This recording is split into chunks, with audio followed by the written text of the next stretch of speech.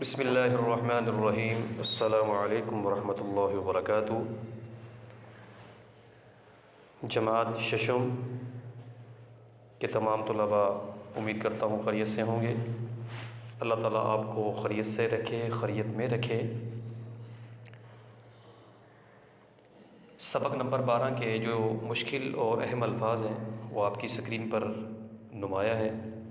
نیم دراز، لیٹے ہوئے، یوم دفاع حفاظت کا دن، تسلیم، قبول کرنا، سپرد کرنا، طاق، گھات، نشانہ، سرحد، کنارہ، حد فاصل، پیش قدمی، حملہ، چڑھائی، بڑھ کر کام کرنا۔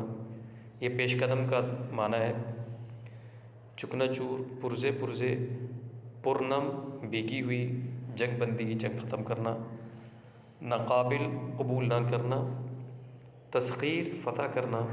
اور پھر اسی طرح جو ہمارا دوسرا سبق ہے اس کے اہم الفاظ بھی آپ کی اسکرین کے اوپر نمایاں ہیں۔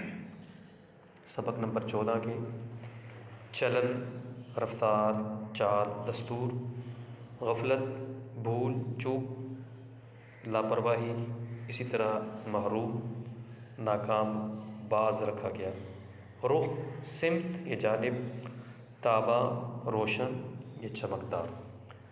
باقی ہوم ورک کے اندر کچھ الفاظ ایسے دیے ہوئے جو آپ نے مڈ ٹرم میں کیے ہوئے ہیں، الفاظ متضاد یا واحد جمع یا مترادف الفاظ۔ یہ امید ہے کہ آپ کو سمجھ آ گئے ہوں گے۔ ایک سبق اور اضافہ کیا گیا اس کے اندر اقتباس کا۔ اقتباس میں آپ نے کلاس 5 میں آپ نے اس کی مشق امید ہے کہ ضرور کی ہوگی، اور جو اس میں آپ کو اقتباس دیا گیا ہے وہ نہایت ہی آسان سا ہے۔ اس کے آپ خود سوال پڑھیں گے اور خود ہی جواب دیں گے۔ اس میں پہلے دن کے اندر ہمارا جو سبق ہے، ہم وطن بھائیوں، ہم وطن دوستوں، ویڈیو کی مدد سے تشریح کو ملاحظہ کیجیے۔ ابھی جو ہمارے پاس وقت بچا ہے ہم اس کے اندر ویڈیو کے ذریعے آپ کے سامنے تشریح کریں گے۔ اگر آپ میں سے ہر بچہ اپنے کتاب کا سبق نمبر 13 صفحہ نمبر 73 کھول لے تو اسے آسانی کے ساتھ سمجھ آ جائے گی اس حمد کی یا اس نعت کی یا اس نظم کی تشریح کیا ہے۔ آئیے چلتے ہیں۔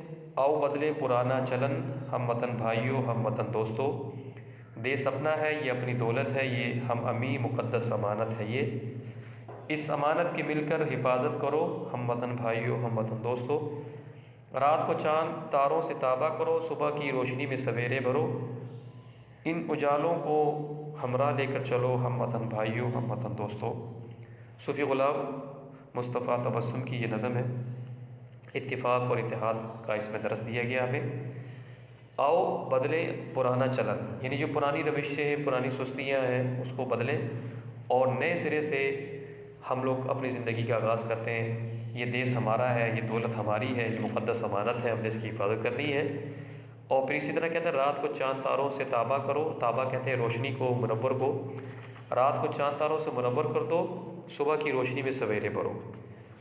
اور پھر اسی طرح آؤ مل کر حوادث کا رخ موڑ دیں، جو ہمارے ملک کے اندر حوادثات ہیں ہم ان کا رخ موڑ دیں، جو ہمارے ملک کو نقصان پہنچانے والی چیزیں ہیں ہم ان کا رخ چینج کر دیں۔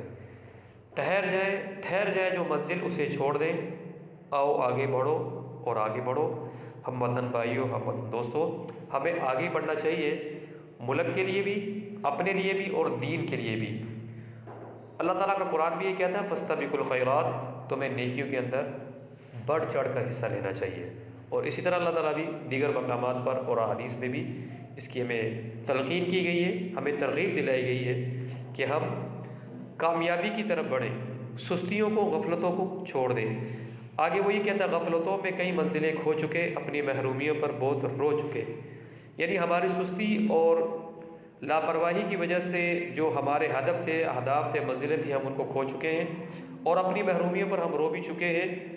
آگے اس نے آخری فقرہ کا اٹھو آؤ نئے وقت کا ساتھ دے، اٹھو نئے وقت کا ساتھ دیں ہم وطن بھائیوں، ہم وطن دوستوں۔ اس کے اندر حدیث کو بھی آپ مینشن کر سکتے ہیں، جس میں نبی صلی اللہ علیہ وسلم نے ارشاد فرمایا کہ مومن کی آنے والی صبح اس کی گزری ہوئی صبح سے بہتر ہوتی ہے۔ اٹھو آؤ نئے وقت کا ساتھ دیں، یعنی نئی صبح کا جو اللہ تعالیٰ نے دوبارہ ہمیں موقع دیا ہے، ہم اس کو غنیمت جان کے اپنے ملک و ملت کے لیے، اپنے دین کے لیے اور اپنے لیے اس کو فائدہ مند بنائیں۔ امید ہے کہ یہ حمد کی نظم کی تشریح سمجھ آ گئی ہوگی، اور اس کے مشکل الفاظ بھی آپ کو اسکرین پر نظر آ گئے ہوں گے۔ اللہ تعالیٰ سے دعا ہے کہ اللہ تعالیٰ ہم سب کی حفاظت فرمائے۔ السلام علیکم ورحمۃ اللہ وبرکاتہ۔